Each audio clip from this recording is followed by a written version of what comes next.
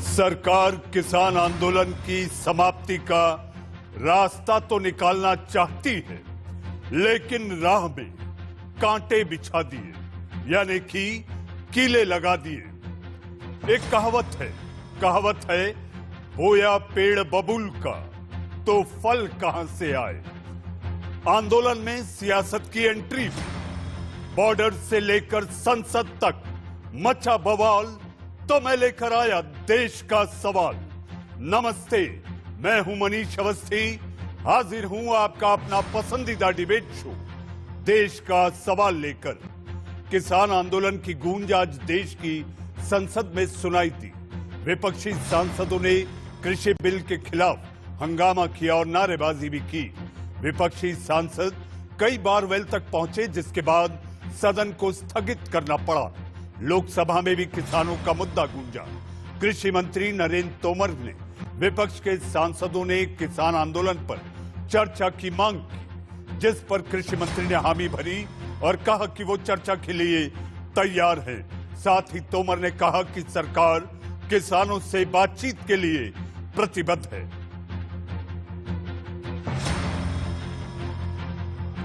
सदस्य अगर किसानों के बारे में चर्चा करने के लिए तैयार हैं, तो सरकार सदन के भीतर भी और सदन के बाहर भी हमेशा चर्चा के लिए तैयार रही है। आज भी प्रश्नकाल में बड़ी संख्या में प्रश्न कृषि और कृषि कल्याण से संबंधित थे।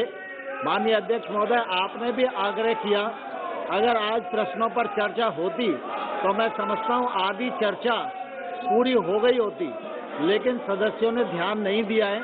ये सदन का समय बर्बाद हो रहा है। किसानों के मामले पर सियासत भी अपने चरम पर है। आज शिवसेना सांसद संजय राउत आज किसानों से मिलने के लिए गाजीपुर बॉर्डर पहुंचे। यहां संजय राउत ने राकेश टिकैत से काफी देर तक चर्चा की।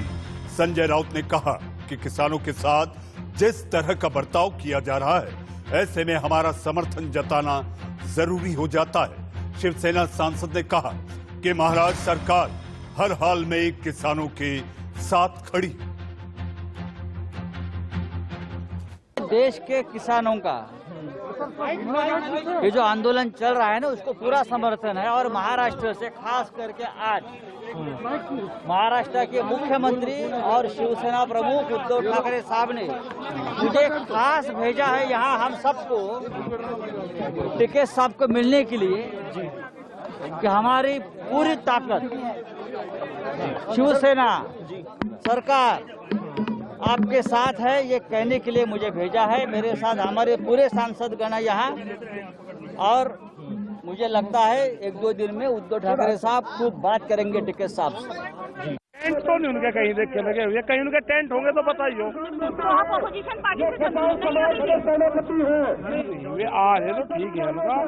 आपको नहीं लग रहा है कि यहाँ पर राजनीतिक रंग देने की कोशिश कर रहे हैं? कहाँ है? यहाँ मंच पे है कोई? अच्छा, यहाँ भीड़ में आ रहे कोई, तो क्या करूँ उनका। किसान आंदोलन के बीच सवाल ये भी उठ रहे हैं कि क्या देश का किसान विपक्ष के हाथों में खेल रहा है, क्योंकि किसानों से बॉर्डर पर मिलने वाले नेताओं की भीड़ अब बढ़ती जा रही है। आज संजय राउत टिकैत से मिलने पहुंचे। इससे पहले सुखबीर बादल गाजीपुर बॉर्डर आए थे। साथ ही मनीष सिसोदिया, जयंत चौधरी, कांग्रेस के यूपी प्रदेश अध्यक्ष अजय लल्लू भी किसानों से मिलने गाजीपुर बॉर्डर पहुंचे थे। और आप नेता संजय सिंह तो किसानों की महापंचायत में शामिल होने के लिए मुजफ्फरनगर भी पहुंच गए थे। जिसके बाद सवाल उठ रहे हैं कि पहले किसी राजनीतिक दल को मंच न देने वाले किसानों के आंदोलन में अब राजनीतिक दलों की एंट्री क्यों की गई? क्या किसान आंदोलन में विपक्ष अपना सियासी फायदा तो नहीं देख रहा? आपके टीवी स्क्रीन पर ये 6 तस्वीरें 6 नेताओं की 6 अलग अलग दलों के, संजय राउत शिवसेना से, सुखबीर बादल अकाली से, जयंत चौधरी, मनीष सिसोदिया, अजय लल्लू और संजय सिंह।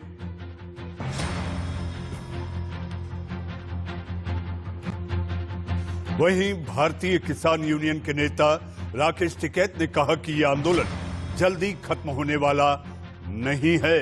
अक्टूबर से पहले इसका समाधान नहीं निकल सकता। हमारा नारा है, कानून वापसी नहीं तो घर वापसी नहीं सरकार चाहे। जितनी तैयारी कर ले, जब मन करेगा दिल्ली जाएंगे।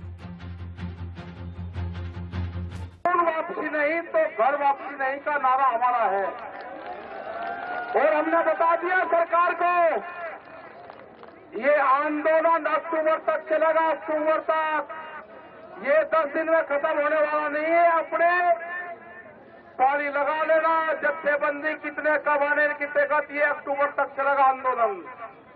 अक्टूबर तक हम पे खत्म नहीं होना, बातचीत भी चलती रहेगी।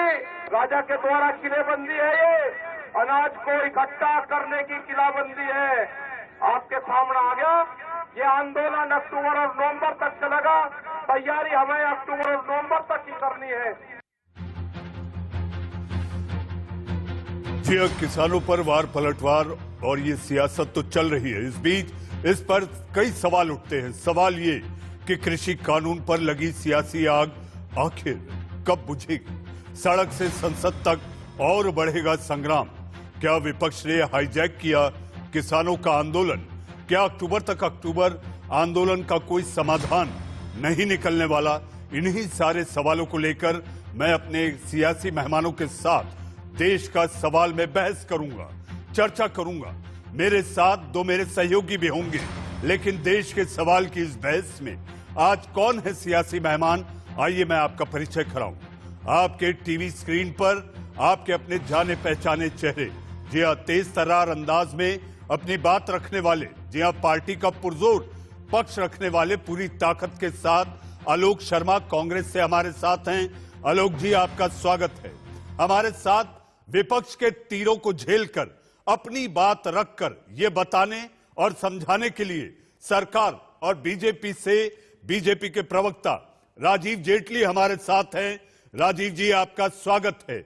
हमारे साथ पुष्पेंद्र सिंह चौधरी साहब, चौधरी पुष्पेंद्र सिंह हमारे साथ हैं, जो लगातार देश के सवाल के हर कार्यक्रम में जब जब उनके पास समय रहा है, आकर कृषि विशेषज्ञ के रूप में, किसान नेता के रूप में अपनी राय और अपनी बात रखी और कुल मिलाकर ये कोशिश की कि आखिर इसका समाधान जल्द से जल्द मिले। ऐसे चौधरी पुष्पेंद्र सिंह हमारे साथ हैं। हमारे साथ 6 दशक से ज्यादा को सियासत से काफी करीब से देखा है, समझा है, जाना है और सियासत भी की है, ऐसे वयोवृद्ध हमारे सीपीआई के नेता सुनीत चोपड़ा साहब हमारे साथ हैं। सुनीत जी, आपका बहुत बहुत स्वागत है। जी हाँ, आप सबके पास मैं सवालों को लेकर आऊं उससे पहले, जी हाँ, बॉर्डर से लेकर संसद तक कोहराम मचा है। सिंघू, टीकरी, गाजीपुर, यहां से हमारे 2 संवाददाता, हमारे 2 सहयोगी हमारे साथ आदित्य नायर जुड़ेंगे सिंघू से और गाजीपुर से हैं इस वक्त आपके टीवी स्क्रीन पर मेरे अपने सहयोगी अजीत श्रीवास्तव। अजीत, इस समय वहां पर क्या हालात हैं और आपने अपनी नजरों से जो देखा है, जिसको लेकर किसान यूनियन, विपक्ष यह आरोप लगा रहा है कि यहां पर जो किलेबंदी है वो सरहद से ज्यादा दिखाई दे रही है। अजीत।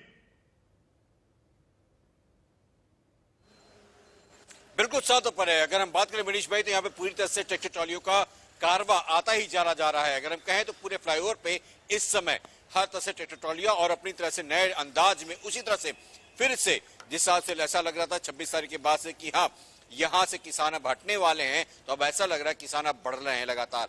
हर तरफ से यहाँ पे जाटों का समर्थन हो या फिर SC/ST का समर्थन हो या तमाम और समुदाय का हो, वो तमाम मजदूर वर्ग भी यहाँ पर आ रहा है और हर तरफ से यहाँ पर अपनी ट्रॉलियों पर टेंट लगाकर रात भर बिताने की तैयारी करता नजर आ रहा है। अनाज पूरी से आ रहा है। यहाँ पे मैंने देखा कि तमाम तरह से टमाटर, सेब, मूंगफलियां, हर तरफ से यहाँ पे पदार्थ पूरी तरह से स्टोरेज किए जा रहे हैं, यानी हर तरफ से। वही प्रशासन ने दूसरी तरफ तैयारियां कर रखी हैं, हर तरफ से बैरिकेटिंग, कांटे, यहां तक कि गड्ढे तक कर दिए हैं, जैसे लोग आवाजाही कम कर सके। वहीं अगर सियासत की बात करें तो सियासी मैदान में आज जिस हिसाब से यहाँ पर संजय राउत आए, उन्होंने कहा कि 6 तारीख को जो आपका 12 बजे से 3 बजे तक बंद होगा, पूरे देश में चक्का जाम होगा, उसका हम समर्थन करते हैं, यानी वो समर्थन के लिए तैयार है। लेकिन वहीं दूसरी तरफ जब टिकैत साहब की बात होती है, जब वो मन से कहते हैं कि ये आंदोलन अक्टूबर-नवंबर तक चलेगा, यानी कहीं न कहीं इसका पूरी तरह से एक हम कहें तो आप अंदाजा लगा सकते हैं कि ये अंदेशा और ये बातें जो कही जा रही हैं वो आगामी चुनाव को लेकर कही जा रही हैं, क्योंकि आगामी चुनाव भी जिस हिसाब से है वो उसी दौरान डिक्लेयर होंगे, उसी समय आचार संहिता भी लागू हो सकती है। इसीलिए मुझे लगता है कि चुनावी संग्राम की एक तैयारी भी यहाँ पे टिकैत और कंपनी करते हुए नजर आ रही है, और जिसका समर्थन यहाँ विपक्ष लगातार करता नजर आ रहा है, क्योंकि वो भी चाहता है कि वोट बैंक की राजनीति में उसका भी फायदा हो और अपनी भी वो सियासी जड़ मजबूत कर सके। मनीष भाई। अजीत, आपने जो कहा अक्टूबर नवंबर तक की तैयारी है, यह अंदेशा है। मुझे ऐसा लगता है आपने अपनी बात रखते हुए यह भी कह दिया, संदेशा भी साफ है, हटने नहीं, अब और जोर से डटने वाले हैं। बिल्कुल साफ तौर पर है, यहाँ पे अब हटने वाले नहीं हैं। यहाँ पर हर तरफ से बात करें तो यहाँ पे डटने वाले हैं। यहाँ पे किसान जो है हर तरफ से, हम कहें तो अगल बगल के जितने भी जगह से हैं, चाहे वो हरियाणा से हो या फिर पंजाब से हो, यहाँ पे धीरे धीरे पंजाब अपने अपने ट्रॉलियों के साथ मौजूद है, अपने अपने तमाम टीमों के साथ यहाँ पर आके लामबंद हो रहा है। हर तरफ से हम कहें तो सिंगू बॉर्डर का जो एक नजारा था, अब वहां पर गाजीपुर का नजारा यहाँ देखने को मिल रहा है। सेम वही, हम कहें तो लंबी कतारें लंबे किलोमीटर तक अब पूरी तरह से हम कहें तो इस समय महफिल का दौर लग चुका है। हर तरफ से किसान वहां पे टेंट लगा के बैठा हुआ है, नए नए ट्रैक्टर आ रहे हैं, हर तरफ से तैयारियां हो रही हैं, टेंट लगाए जा रहे हैं, सामान लगाए जा रहे हैं, इसमें महिलाएं बच्चे भी हैं, साथ में वहीं कहे तो दुकानों का दौर भी शुरू हो चुका है। वहां पे हम कहें तो किसानों के बिल्ले, कैप, टोपियां, ये तमाम तरह से बिकने शुरू हो चुके हैं। चाय के लंगर लगे हुए हैं, खाने के लंगर लगे हुए हैं, हर तरफ से किसानों के साथ यहाँ पर लोग जुड़ रहे हैं और कह रहे हैं कि जब तक बिल वापसी नहीं तब तक घर वापसी नहीं। इस किनारे की बुलंदी के साथ यहाँ पर अड़ा हुआ है, डटा हुआ है। अब सरकार किसानों की बातचीत में फैसला उस समय होगा कि संयुक्त मोर्चा ने यह भी कहा कि जब तक कि कानूनी सलाह या तमाम जो लोग पकड़े गए हैं उनको छोड़ नहीं देती तब तक हम बातचीत नहीं करेंगे। अब ऐसे में बातचीत का जरिया क्या होगा, कैसे बातचीत का नया तारीख तय होगा, ये भी देखना दिलचस्प होगा। जी अजीत, केवल एक फोन कॉल की देरी है, लेकिन फोन कॉल लगे कैसे? जी हाँ, इंटरनेट बंद है बॉर्डर पर, अगर आप व्हाट्सएप से कॉल करें तो कॉल लगेगा नहीं। हमारे साथ आदित्य नायर सिंगू बॉर्डर से हमारे साथ है। आदित्य, वहां पर नेताओं का आना अलग अलग राजनीतिक दलों के लगातार जारी है। इस बीच वहां पर बैठा किसान क्या सोच रहा है? चक्का जाम को लेकर मुझे ऐसा लगता है कि अपने आप में किसानों के शक्ति परीक्षण का पार्ट 2 होगा। जी बिल्कुल, उसी लिए किसानों की भी तैयारी अब 26 तारीख को देखकर ही है। किसान समझ चुके हैं कि जो 6 तारीख को देखकर ही है, किसान समझ चुके हैं कि जो 26 तारीख को हुआ उसके चलते ही कहीं ना कहीं उनके जो पूरा आंदोलन है उसको लेकर अब केंद्र उनका साथ नहीं देना चाहती। केंद्र अब उनसे ऐसा बात नहीं करना चाहेगी क्योंकि केंद्र काफी उनसे अब गुस्से में है। तो इसके चलते ही अब किसानों का फोकस इसी पे है कि केंद्र से कैसे भी करके बात मनवाई जाए। और जो ऑपोजिशन पार्टीज की बात हो रही है, पॉलिटिकल पार्टीज की बात हो रही है, तो कहा जा सकता है कि हमेशा से ही ऑपोजिशन का काम यही रहा है कि जैसे जैसे जहां पे केंद्र सरकार, जो भी सिटिंग केंद्र सरकार होती है, उसके आलोचना में उसके खिलाफ कुछ बात उठती है तो ऑपोजिशन पार्टीज अपने आप उस आंदोलन के या उस बात के इर्द गिर्द पहुंच जाती है और केंद्र सरकार पर प्रेशर बनाने की कोशिश करती है। तो वही अभी भी देखा जा रहा है। और पर किसानों की अगर बात करें तो किसान अपनी तरफ से पूरी तैयारी कर चुके हैं। उनका मनोबल बहुत ज्यादा बढ़ चुका है। 26 तारीख के बाद उनके अगले 3-4 दिन तक उनका मनोबल काफी कम हो गया था, पर जब से उनके पता लगने लगा है कि उनका जो इन्वेस्टिगेशन है दिल्ली पुलिस से, उससे पता लगने लगा है कि बाहर के लोग इस आंदोलन में घुस के उन लोगों ने वहां पे बहुत सारा जो केओस और राइट्स किए थे दिल्ली में, वो बाहर के लोगों का ज्यादातर हाथ पाया जा रहा है। और एक छोटा जवाब कि गाजीपुर बॉर्डर पे आदित्य, एक छोटा सवाल छोटा जवाब। आदित्य, आपसे एक छोटा सवाल छोटा जवाब। क्या आपको वहां ऐसा दिखाई दे रहा है कि किसानों की मौजूदगी बढ़ती जा रही है? जी बिल्कुल, जैसे ही गाजीपुर बॉर्डर पे वापस राकेश टिकैत के आंसुओं ने वापस बहुत सारे किसान लेके आए, उससे कहीं ना कहीं टिकरी बॉर्डर पे भी बहुत लोग पहुंचे। सिंगू बॉर्डर से कंपैरेटिवली काफी कम लोग थे जो वापस लौटे थे, पर उस पे भी अब यही देखने को मिल रहा है कि और किसान जो है आके इस पूरे आंदोलन में जुड़ रहे हैं। क्योंकि किसानों को जो पंजाब में बैठे किसान है, जो ज्यादातर सिंगू पे पहुंचे, उनको इस बात पे डर लग गया था कि कहीं ना कहीं ये आंदोलन टूट ना जाए। तो रीइंफोर्समेंट्स जिसे कहते हैं वो तीनों बॉर्डरों पे पहुंच चुके हैं। और उसी को देखते हुए अब केंद्र और प्रशासन और दिल्ली पुलिस ने भी जो बैरिकेडिंग का रीइंफोर्समेंट है वो भी कहीं ना कहीं 10 गुना ज्यादा। जी आदित्य, आपका इस जानकारी के लिए बहुत बहुत धन्यवाद। अजीत, आपका भी। आइए हम चलते हैं अपनी बहस की ओर। हमारे साथ मेहमान बने हुए हमारे साथ आलोक शर्मा, राजीव जेटली, चौधरी पुष्पेंद्र सिंह जी और सुनीत चोपड़ा जी। जी हाँ, सबसे पहले राजीव जी आपके पास आऊंगा। क्या दिल्ली की सीमा पर जंग चल रही है? क्या अपनों से डर लगने लगा है? आप सोचिए, मेरे देश के किसान को बदनाम करने के लिए कितने लोग बीच में बैठे हैं। मेरे देश के किसान के अधिकारों का हनन करने के लिए कितने लोग बीच में बैठे हैं। ऐसा ही नजारा आपको 26 जनवरी को भी देखने को मिला था, जब किसान भाइयों के बीच में से निकल करके बहुत सारे लोग लाल किले के ऊपर झंडा फहराने के लिए गए थे, निशान साहब का झंडा फहराने के लिए गए। तो ये क्या परिस्थितियां थी?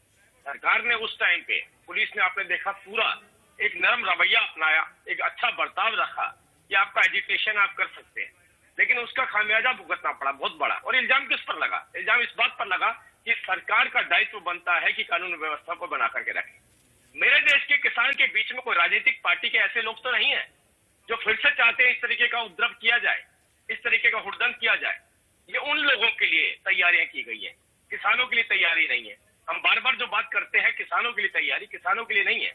मेरे देश का किसान ऐसा कोई भी काम नहीं कर सकता जिससे उसके ऊपर किसी भी तरीके का धब्बा लगे।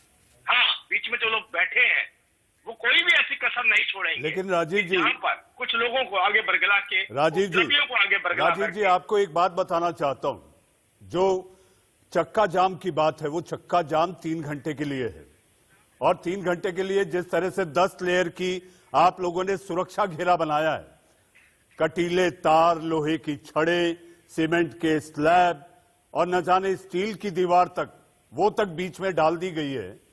काश कि ये पाकिस्तान या हमारी दूसरी सरहदों पर किया जाता तो घुसपैठ रुक जाती। राजीव जी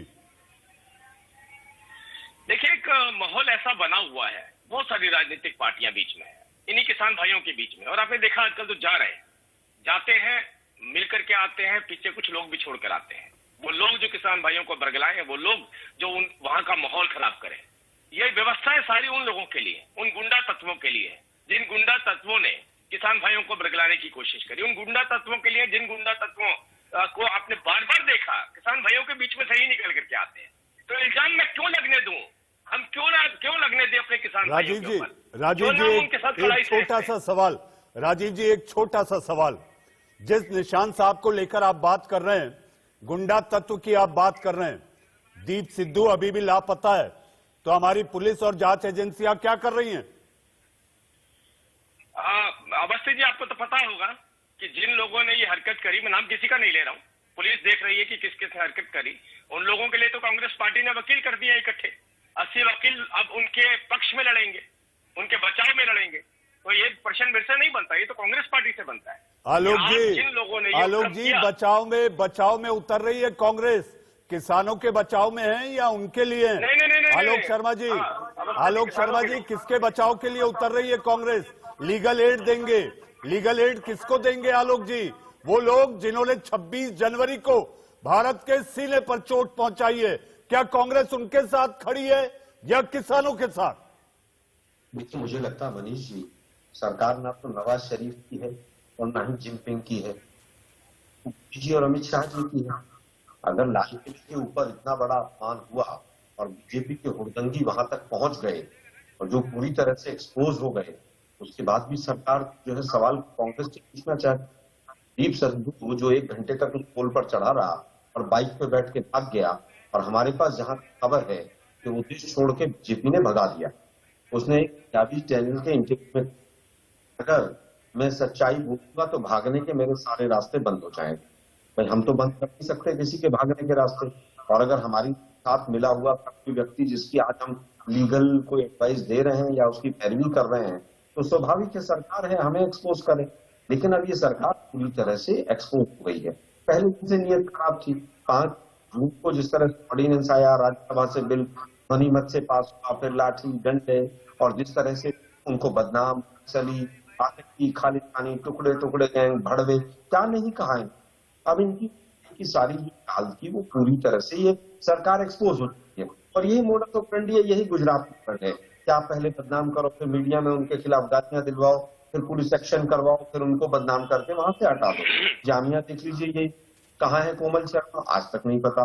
चार्जशीट आज तक नहीं पता कहाँ है। जामिया के हॉस्टल में हुआ जिन लोगों ने किया, इनके साथ खड़ी होकर पूरा काम की है। क्या हुआ था वहां पर सिंघू बॉर्डर पर?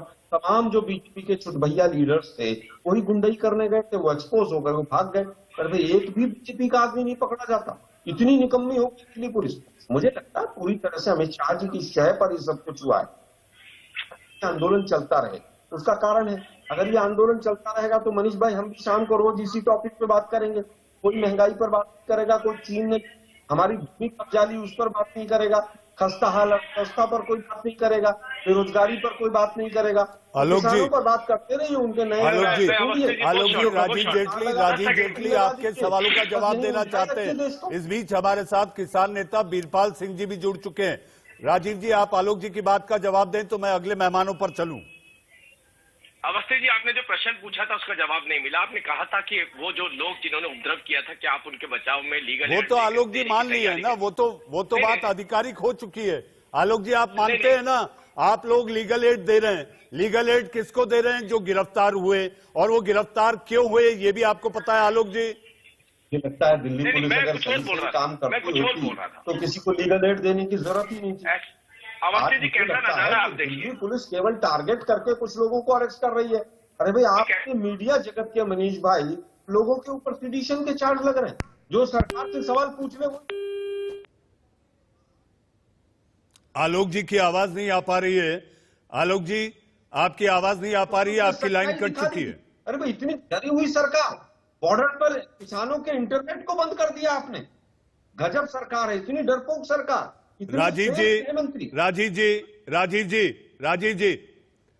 जेटली की आवाज नहीं आ पा रही है, उनका फोन कटा है। मैं चौधरी पुष्पेंद्र सिंह साहब के पास चलूंगा, लेकिन चौधरी साहब आपके पास आने के पहले मैं सुनीत चोपड़ा साहब, चूंकि इस पैनल में सबसे बुजुर्ग हमारे पैनलिस्ट के रूप में चोपड़ा साहब हैं।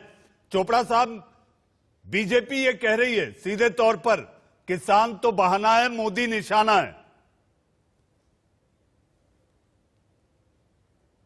निशाना हो, लेकिन गैर जनतांत्रिक तरीकों को इस्तेमाल करना, इस तरह से सड़कों में ये सीखें डाल देना, ये जो आपने बात कही बिल्कुल सही कही कि पाकिस्तान में फिर पे अगर ये होता तो आप इस देश के लिए बहुत ज्यादा कर सकते थे।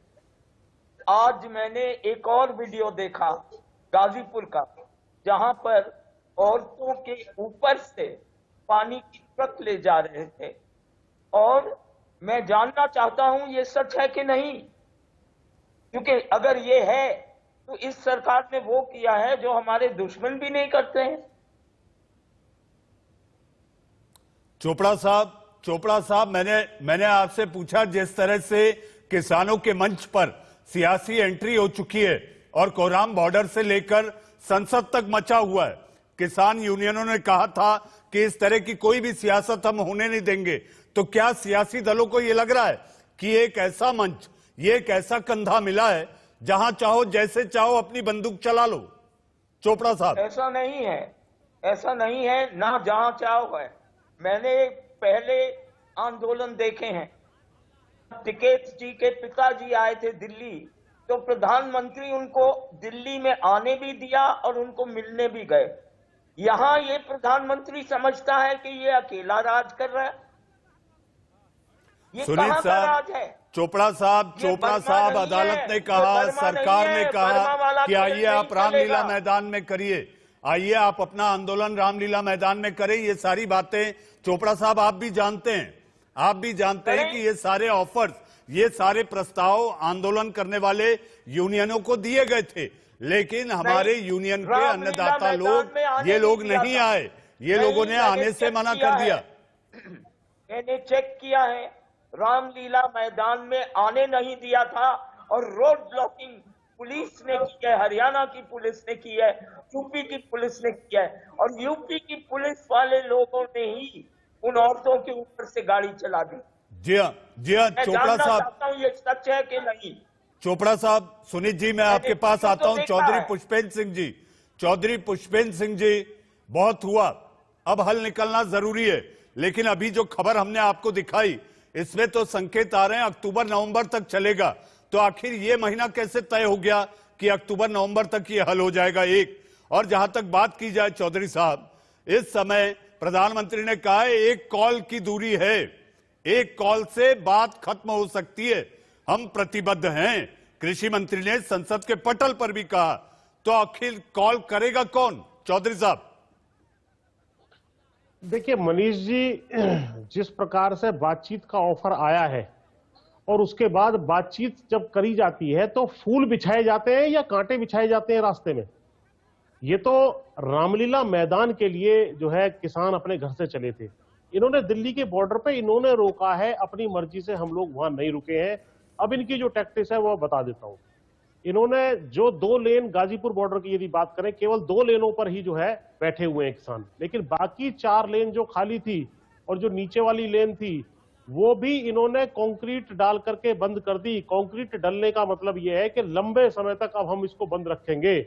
जब इन्होंने अपना लंबे समय तक और इरादा घोषित कर दिया, कीले गाड़ दी और वो जो कटीले तार वहां लगा दिए, तो वो किसानों ने भी घोषणा कर दी कि ठीक है भैया अक्टूबर तक देख लिया जाएगा। ये तो इनकी बात कुछ और होती है और एक्शन कुछ और बताता है। इस सारी घटना में जो 3-4 चीजें हुई हैं वो बता देता हूं। नंबर 1, आंदोलनकारी जो शांतिपूर्ण तरीके से वहां बैठे हुए हैं उनकी रसद काटना, पानी, बिजली, इंटरनेट काटना, ये बताता है कि इनको थका के, भगा करके, परेशान करके यहां से निकाल देने की जो है इनकी चाल है। लेकिन ये किसी हालत में भी कामयाब होने वाली नहीं है, क्योंकि दिल्ली के 300-400 किलोमीटर के घेरे में और अनेक अन्य प्रदेशों में भी बड़ी बड़ी किसान पंचायतें चल रही हैं।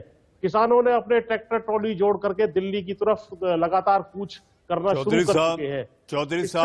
चौधरी साहब आप एक विशेषज्ञ हैं, आप इतना पढ़ते लिखते हैं और आपके पीछे का जो बैकग्राउंड है, जो किताबें रखी हुई, ये खुद बताता है कि आप बहुत गहराई में जाकर चीजों को समझते हैं और समझाते भी हैं।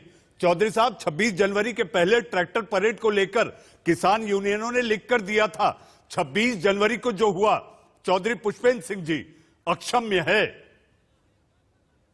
बिल्कुल आपने ठीक कहा, लेकिन मैं आपको बता दूं, दिल्ली पुलिस जिसकी ड्यूटी पुलिस प्रशासन और लॉ और ऑर्डर मेंटेन करने की थी, वो फेल नहीं हुई है। दिल्ली पुलिस कमजोर नहीं है, क्योंकि उसमें भी हमारे ही भाई हैं, हमारे जो है लड़के हैं। उसको किसने इंस्ट्रक्शन दी कि 100-150 लोग आए और हाई सिक्योरिटी जोन में घुसे, लाल किले के अंदर जाए, झंडा फहराएं, सेल्फी फेसबुक करें और यहां से निकल लें, और आज तक वो गिरफ्तार नहीं हुए। चौधरी साहब मैं आपसे एक ही अपेक्षा कर रहा हूं, और लाखों करोड़ों दर्शक इस समय जो देश का सवाल देख रहे हैं वो ये जानना चाहते हैं, एक कॉल की दूरी आप समझते हैं चौधरी साहब? नजदीकियां रहकर दूरियां दिखाई दे रही हैं, दूरियां रहकर नजदीकियां तो एक कॉल से हो सकती है, लेकिन सिंगू, गाजीपुर, टीकरी से दिल्ली, नजदीकियां रहकर दूरियां ये कैसे पाटी जाएंगी? देखिए, ये तो दीवार खड़ी करने का काम कर रहे हैं भाई। इन्होंने कोई वेलकम करने की बात तो करी नहीं है। वेलकम तो इन्होंने रेड फोर्ट पे रेड कारपेट वेलकम बिछाया, अपने लोगों को भेजा और उन्होंने झंडारोहण कर दिया इस देश में। ये क्या हो रहा है? इंटरनेट काटा जा रहा है, कीले गाड़ी जा रही है। ऐसा मैंने तो अपनी जीवन में देखा नहीं है कि भाई आंदोलन। चौधरी साहब, हमारे साथ कृषि विशेषज्ञ के रूप में बीरपाल सिंह साहब भी हैं। बीरपाल साहब, आखिर पहल हो तो कैसे हो? कौन करेगा पहल? सरकार करेगी कॉल या किसानों को करना होगा कॉल? प्रधानमंत्री ने कहा है एक कॉल की दूरी है। ऐसे में अक्टूबर-नवंबर तक के आंदोलन खींचने की बात बीरपाल जी आपको कितनी जायज लगती है? हाँ अवस्थी जी, पहले तो मैं आपके सभी चैनल पे बैठे दर्शकों को नमस्कार करना चाहूंगा जितने हमारे चैनल पैनल में बैठे हैं। दूसरे मैं बताना चाहूंगा, देखो जैसे कि आप कह रहे हैं, प्रधानमंत्री ने खुद कहा है भाई एक फूल की दूरी पर हम बैठे हैं और आप सब आइए और आपका स्वागत है जब भी आप तैयार हैं। और ये लगभग 70 दिन हो चुके, बार बार सरकार किसानों से बात करना चाह रही है और बात हो भी रही है, लेकिन बातें पहले कुछ थी, बाद में और बढ़ती जा रही हैं। ये पुष्पेंद्र जी अच्छी तरह जानते हैं, ये जो बिल है ना, ये जो बिल है, पुष्पेंद्र जी भी कह रहे थे कि ये बिल कोई खतरनाक नहीं है, इन बिल के पैरेलल किसानों को एक सुविधा दी गई है। लेकिन आज पुष्पेंद्र जी कुछ और कह रहे हैं। खैर ठीक है, वो इनकी मर्जी है, मैं ये नहीं कह रहा क्यों कह रहे हैं, लेकिन पुष्पेंद्र जी का राइट अप है, अखबार में है कि पुष्पेंद्र जी ये कह रहे थे कि ये इन बिलों के पैरेलल किसानों को एक सुविधा दी गई है, किसान भाई इसको समझें। लेकिन आज पुष्पेंद्र जी कुछ कह रहे हैं, खैर कोई बात नहीं, पुष्पेंद्र जी की समझ है। लेकिन मैं इसके साथ कहना चाहूंगा, किसान भाइयों, आप जैसे कि आपकी एपीएमसी की बात मान ली, एमएसपी की बात मान ली, और ये जो बिल आप कह रहे हैं इनमें आपके संशोधन मान लिए, तो मेरे हिसाब से तो किसान भाइयों को मान जाना चाहिए था। और ये जो बात चलती रहती है ना, ये तो बात आप कह रहे हैं जब 26 तारीख के लिए आंदोलन अपना इन्होंने आंदोलन निकालने के लिए कहा अपनी किसानों ने। डॉक्टर बीरपाल जी, आपके चौधरी साहब के तमाम सवालों का जवाब चौधरी साहब सुर्खियों के बाद देंगे, क्योंकि मेरे लिए अब वक्त हो चला है सुर्खियों का। हमारे साथ सारे मेहमान बने हुए चौधरी पुष्पेंद्र सिंह, राजीव जेटली, सुनीत चोपड़ा, आलोक शर्मा। सुर्खियों के बाद आपका फिर एक बार स्वागत है और आइए हम चलते हैं अपने मेहमानों की ओर। हमारे साथ सारे मेहमान बने हुए चौधरी पुष्पेंद्र सिंह जी, आप डॉक्टर बीरपाल जी का जवाब दें तो मैं आलोक शर्मा, राजीव जेटली और सुनीत जी के पास जाऊं। चौधरी साहब। तो बीरपाल सिंह जी ने बात करी है, मैं बहुत स्पष्ट कर दूं, मैंने बार बार ये कहा था कि एमएसपी की गारंटी का कानून लाना चाहिए, और यदि एमएसपी की गारंटी का कानून इंडिपेंडेंटली ला दिया जाता तो इस समस्या का हल हो सकता था। बाकी कानून में कुछ संशोधन के साथ एक्सेप्टेबल हो सकता था, ये मेरा स्टैंड पहले भी था, आज भी था और आगे भी रहेगा। लेकिन जिस प्रकार इन्होंने ना तो एमएसपी की गारंटी का कोई काम किया, कानूनों में संशोधन की जो बात आ रही है, कह रहे हैं हम इसको टाल रहे हैं, वो टाल क्या रहे हो, तो सुप्रीम कोर्ट ने इसके उसको कर दिया है। तो कहीं ना कहीं, और जिस तरह का बिहेवियर किसानों के साथ, उन्हें आतंकवादी बताना, देशद्रोही बताना, मैं आपके चैनल के माध्यम से स्पष्ट कर दूं, भाजपा की केवल 10 करोड़ मेंबरशिप बताते हैं ये अपनी, लेकिन हम किसान और मजदूर मिलाकर के 100 करोड़ हैं। 2 सीटों से आपको 300 सीटों पर ले गए थे, 300 से 2 होने में जो है ज्यादा लंबा समय नहीं लगेगा। ये आप तार बिछा रहे हैं और गांव-गांव में बोर्ड लगने शुरू हो गए कि भाई आपका भाजपाइयों का प्रवेश यहाँ बंद है, और जब चुनाव में आप आओगे तो मुझे आश्चर्य नहीं होगा, इन्हीं किलों से आपका स्वागत वहां करने का काम करेगा, आपके टायर भी फोड़ने का काम होगा। ये लोग गांव के मुझे बता रहे हैं कि इनको हम गांव में घुसने नहीं देंगे। क्या माहौल बना दिया है आपने, लोकतंत्र का आपने मजाक उड़ा दिया। चौधरी साहब, ये सीधी चुनौती है।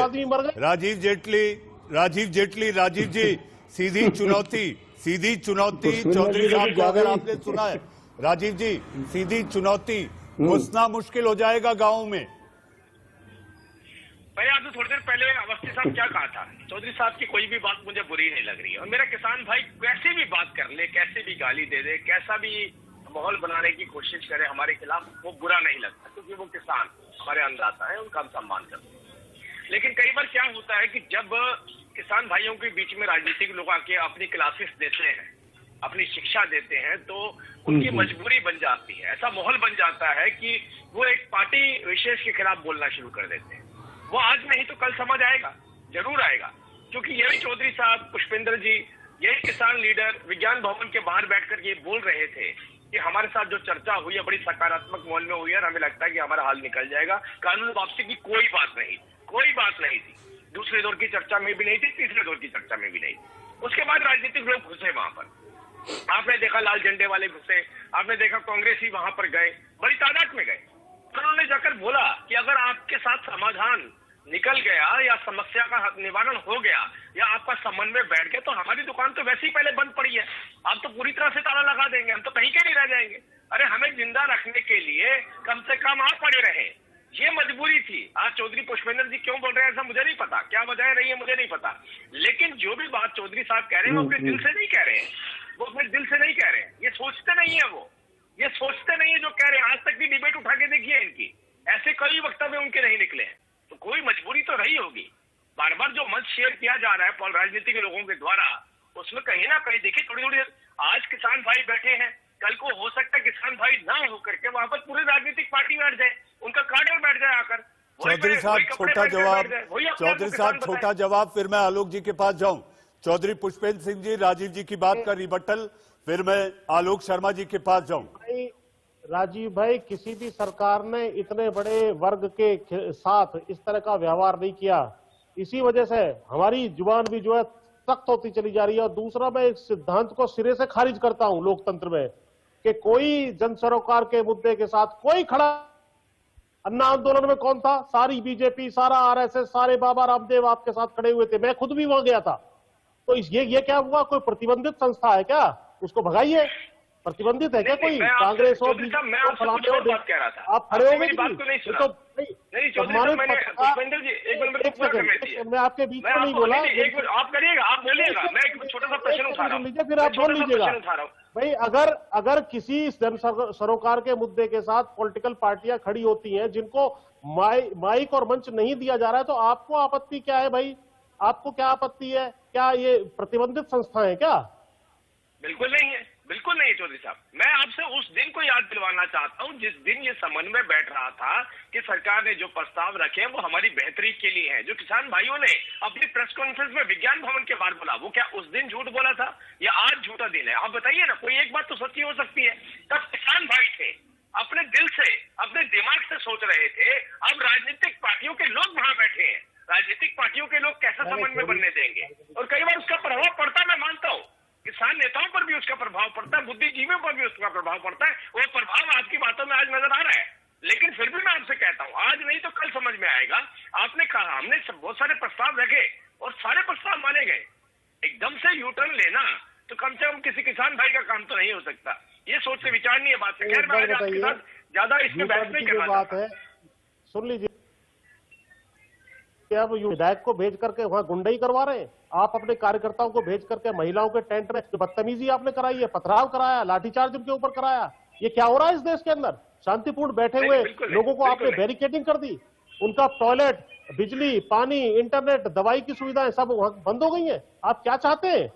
पूरे विश्व में आप उठा करके देख लेना, वॉशिंगटन पोस्ट से लेकर के न्यूयॉर्क टाइम्स से लेकर के और टाइम्स लंदन तक ये की आपने कही है। चौधरी साहब, राजीव जेटली जी दूध का जला छाछ भी फूक फूक के पीता है। चौधरी साहब, आपको ये लग सकता है कि मैं शायद पक्षपात कर रहा हूंगा, लेकिन मेरा एक ही पॉइंट है, 26 जनवरी को जो हुआ वो आपका भी अपमान है, मेरा भी अपमान है और 132 करोड़ भारतीयों का अपमान है। चौधरी साहब, नहीं, उसमें हमने बिल्कुल साफ कहा है, जो भी व्यक्ति हिंसा में शामिल हुआ हो, चाहे वो मैं ही क्यों ना हो, तुरंत आलोक जी आ रहा हूं, तुरंत उसको जेल में डालिए। इसको अपने व्यक्ति को कैसे जेल में डालेंगे? कैसे उसके ऊपर गोली चला देते?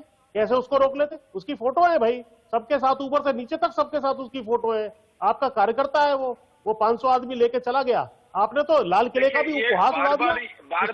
ये जांच का विषय है चौधरी साहब, ये जांच का विषय है कि आखिर दीप सिद्धू अभी तक गिरफ्तार क्यों नहीं हुआ?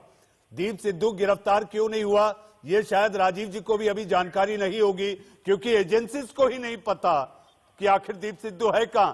तो राजीव जी भी बेचारे क्या कहेंगे इस वक्त। हमारे साथ आलोक शर्मा जी है। राजीव जी, आऊंगा आपके पास। आलोक शर्मा जी, सरकार कह रही है कि समाधान तो निकल सकता है, सरकार की नीयत और नीति भी साफ है, लेकिन आप जैसे कुछ विपक्षी दल हैं जो नहीं चाहते कि आंदोलन खत्म हो। देखिए, मुझे लगता है कि विपक्ष, जिसको कहते हैं कि विपक्ष तो खत्म हो गया देश के अंदर, हम तो पूरी तरह से आज 303 सांसदों वाली पार्टी है और विश्व की सबसे बड़ी। फिर आप विपक्ष को इतना बल क्यों दे रहे हैं? एक तरफ कहते हैं भाई चीन से पैसा आ गया, पाकिस्तान से पैसा आ गया, फिर कहते हैं कांग्रेस नहीं खत्म होने दे रही। भाई पहले डिसाइड तो कर लो आप लोग। देखिए, मुझे लगता है कि किसी अदालत ने ये नहीं कहा कि आप वहां पर रामलीला मैदान में चले जाओ। एमएसपी की गारंटी के लिए नरेंद्र तोमर ने स्वयं कहा इस तरह की किसी कानून की आवश्यकता ही नहीं। बिजली और पराली पर जो सहमति का ढोंग रचा था, उसका एक पेज का अगर एडमिनिस्ट्रेटिव ऑर्डर निकाल देते तो कहीं ना कहीं पॉजिटिविटी आती, लेकिन वो भी नहीं किया। एमएलए चिट्ठी लिख रहे हैं इनके अमित शाह जी को कि फास्ट ट्रैक कोर्ट चलाओ और ये देशद्रोही बैठे हैं और इनको फांसी लगा दो। फिर मोदी जी कहते हैं एक कॉल दूर है, फिर कांटे बिछा देते हैं। मुझे लगता है सरकार पूरी तरह से कंफ्यूज भी है और सरकार जो है इसकी कोई मजबूरी है जरूर। जो अभी राजीव जेटली जी कह रहे थे ना, कोई मजबूरी रही होगी जरूर, इस सरकार की कोई ना कोई मजबूरी है। अडानी अंबानी के या किसी भी बड़े उद्योगपति के यहाँ कोई पैर फंसा हुआ है, कोई टोकन वोकन शायद ट्रांसफर हो गया है। मजबूरी तो आलोक जी सियासत की है। आलोक जी, सियासत की मजबूरी है, सत्ता की मजबूरी है। आलोक जी, जलालाबाद में आज जो हुआ आपके कार्यकर्ताओं और अकालियों के बीच में, तो ये सियासत के लिए तो है। आलोक भाई, मनीष भाई, मुझे लगता है सरकार इतनी पावरफुल है, उसकी भी क्या मजबूरी है? इंटेलिजेंस एजेंसीज को पता ही नहीं कहां चला गया। बड़ी बेचारी है इंटेलिजेंस एजेंसीज। अब वो गुजरात से फॉरेंसिक टीम आ रही है, आईपीएस आते हैं, सीएजी आता है तो गुजरात से आता है। सब आप देखिए ना किस तरह से सब क्या हो रहा है। दिल्ली पुलिस के पास तो फॉरेंसिक टीम थी नहीं और किसी के पास भी नहीं थी, वो गुजरात से ही आ रही है क्योंकि वो ट्रेंड लोग है ना। मोदी जी के साथ 15-20 साल काम किया, उनको पता कैसे रिपोर्ट बनानी है, साहब को कौन सी रिपोर्ट चाहिए, वही रिपोर्ट बन जाएगी। आलोक जी बात अन्नदाताओं की हो रही है। आलोक जी, बदनाम हो गए। आलोक शर्मा जी, बात अन्नदाताओं को लेकर हो रही है कि चक्का जाम को लेकर सरकार को लग रहा है कि ये किसानों का शक्ति परीक्षण पार्ट 2 है। हमारे साथ सुनीत चोपड़ा जी है। सुनीत जी, किसानों का शक्ति परीक्षण पार्ट 2, सरकार को लगता है कि दूध का जला छाछ भी फूंक फूंक के करना चाहिए। Failure is the opportunity to start again with intelligently, ऐसा दिल्ली पुलिस के कमिश्नर ने भी कहा है कि पिछले अनुभव को देखते हुए यह किया गया है, ये किसानों के खिलाफ नहीं है। ये कोई अनुभव नहीं है। मैंने इनकी जो धोखेबाज बजट थी बड़े ध्यान से सुनी है। उसमें मैंने देखा है कि किस तरह से इन्होंने 3 चीजें सामने रखी हैं जो तीनों कानूनों में हैं। पहले इन्होंने किसानों का पैसा कम किया, 8% डाउन एग्रीकल्चर पे था। उसी बजट में इन्होंने कहा कि हम लंबी लंबी सड़कें बनाएंगे। ये सड़कें किसकी जमीन पे बनेंगी? सरकार के पास कौन सी जमीन है जिस पे ये सड़कें बनाएंगे? ये किसानों को लूटेंगे। और तीसरी चीज जो इन्होंने कही वो इससे भी ज्यादा खतरनाक थी। इन्होंने कहा कि जो सुनीत जी, आपके पास आऊंगा, बहस का आखिरी पड़ाव है। डॉक्टर बीरपाल सिंह के पास मुझे जाना है। डॉक्टर बीरपाल सिंह जी, हल तो निकालना पड़ेगा। पहले कॉल कौन करे ये तो तय सरकार करे, लेकिन हल तो निकालना पड़ेगा। आपको लगता है ये अक्टूबर नवंबर तक आगे लंबित हो सकता है? आप देखो अवस्थी जी, मैं आपको बताना चाहूंगा, जिस दिन ये इनका आंदोलन शुरुआत हुई और जितने भी संयुक्त मोर्चा के नेता थे उन्होंने ये कहा था खुद कि सारी जिम्मेदारी हमारी है। लेकिन सरकार, जब इन्होंने ये कहा कि हमारी जिम्मेदारी है और ये उपद्रव हुआ जो कि नहीं होना चाहिए, मैं मानता हूं किसान अन्नदाता है और किसान खुशहाल तो देश खुशहाल, जय किसान जय जवान। लेकिन मैं अभी भी कह रहा हूं, ये जो लोग हैं ना, ये जो लोग हैं यहाँ पे ज्यादातर बड़े किसान हैं। हमारे देश में 86.21% मार्जिनल स्मॉल फार्मर्स है जिनके पास ट्रैक्टर तो क्या बुग्गी, जन्नत कार्ड और भैंस भी नहीं दूध पीने के लिए गांव में। तो इसलिए वो यहाँ नहीं है। डॉक्टर बीरपाल सिंह, आलोक शर्मा जी, राजीव जेटली जी, पुष्पेंद्र चौधरी जी और सुनीत चोपड़ा जी, आप लोग देश का सवाल में आए, आपका धन्यवाद। लेकिन जाते जाते मैं इतना जरूर कहना चाहूंगा, क्या सिलसिला यूं ही ऐसा चलता रहेगा? क्या सिलसिला यूं ही ऐसा चलता रहेगा? क्या सियासत अपनी चालों से किसानों को इसी तरह छलता रहेगा? देश का सवाल में आज के लिए बस इतना ही। अब वक्त है एक छोटे से ब्रेक का।